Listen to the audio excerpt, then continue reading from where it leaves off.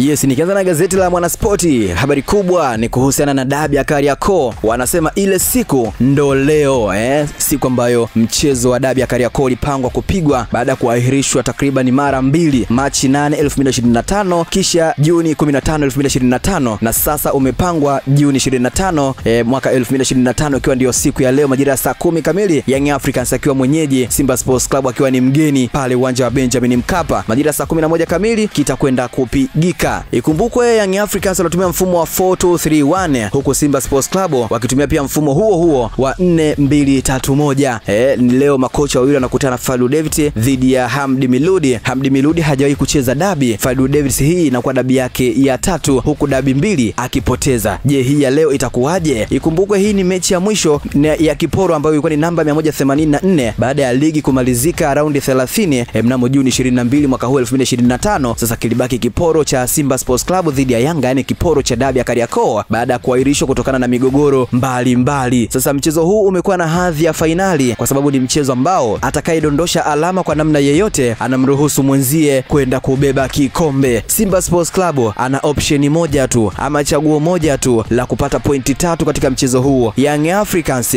ana machaguo mawili, apate sare au apate pointi 3. Inategemea na uzito wa mechi atakavyouona yeye Young Africans, lakini kubwa zaidi dabi hii kuchezeshwa na waamuzi kutoka nchini Misri kwa maana ya kuepuka lawama kwamba fulani alimpendelea fulani, na kwa namna fulani inawezekana ikawa imepunguza lawama kwa waamuzi wa Kitanzania akina Harajiga, Mwinchui, Kayoko.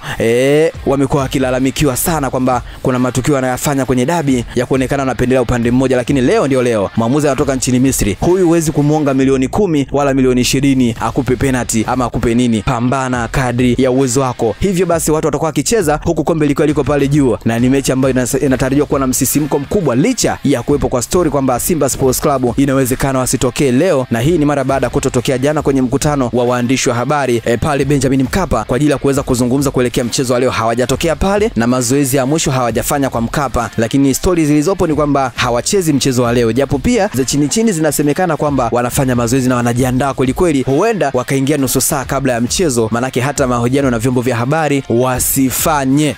Wataalamu wanaita hizo ni mind game. Sisi tunasubiri. Game ni saa 11 kamili uwanja wa Benjamin Mkapa. Mashabiki wameshakaribishwa, watu watakwenda kuhudhuria. Je, Simba Sports Club atatokea ama hatatokea? Na je akitokea ni nani atakwenda kubeba ubingwa huu? Mechi ya mwisho, mechi ngumu kweli. Lakini pia FIFA Club World Cup leo Jumatano, Mamelodi dhidi ya Fluminense majira ya saa 4 kamili usiku uwanja wa Hard Rock. Ikumbukwe Mamelodi alishinda mchezo mmoja na huu ni mchezo wake wa pili ambao anahitaji pointi kwa namna yeyote ile ili aweze kufuzu. Mara baada ya kuweza kupigwa na Dortmund kipigo cha mabao 4-1, leo anadondoka tena dhidi ya Fluminense ya huko Brazil. Ataweza kutoboa? Basi swala la kusubiri. Lakini pia anasema Yanga yashusha kiungo ya mficha kambini. Ni kiungo gani ambaye kashushwa na Yanga alafu amefichwa? Nenda kamsome katika gazeti hili la Mwanaspoti. Lakini gazeti la Machinga Sport habari kubwa nasema Simba Yanga mwali uwanjani leo. Kipote kinapigwa, kombe liko pale juu.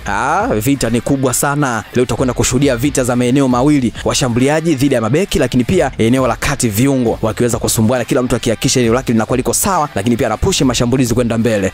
Ni vita ngumu kweli. Lakini pia TFF yapania rekodi ya ufunguzi chani. Ikumbukwe michezo ya chani inakaribia kuanza Agosti 2, 2025 mwaka huu nikimaanisha. Kwa hiyo sasa TFF wamejipanga kweli kwenye ufunguzi wa mashindano haya. Ni kwa namna gani? Nenda kasome ujue wamejipanga vipi. Lakini Maxime naye atajwa KMC.